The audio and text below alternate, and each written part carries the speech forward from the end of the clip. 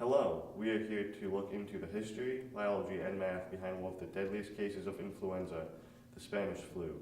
Influenza is a disease that contains an RNA virus that attacks the respiratory system. Most people who had the Spanish flu did not die from the flu. However, they died from the influenza virus invading their lungs, causing pneumonia.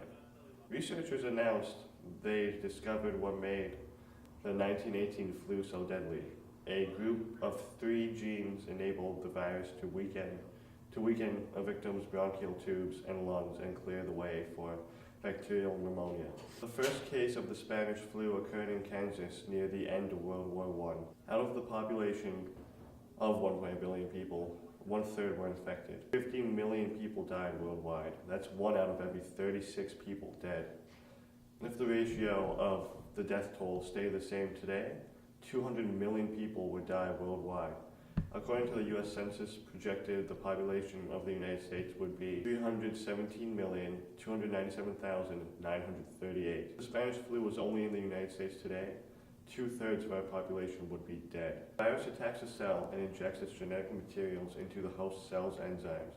The virus then replicates its genetic DNA in the cell. The cell then could explode and the virus would infect other cells, or have the infected cell divide itself. Then both of the cells divide into 2 more cells, and so on. Mathematically, this is called exponential function. Exponential function is any function in which a variable appears as an exponent and may also appear as a base. As y equals x squared, where x is the number of cells that are infected, y is the cell that will be infected after the cells divide. An example of this is if 5 cells are infected after dividing, there will be 25 cells infected. Therefore, the Spanish influenza was one of the deadliest flus in the world. The flu killed more than 50 million people worldwide. The math that we use in this video about the Spanish influenza was called the exponential function.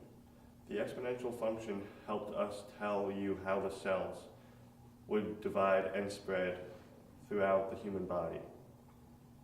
Now, thanks to math, you know how quickly this disease can be multiplied and how many people were affected by it. Now, that's the math behind the flu.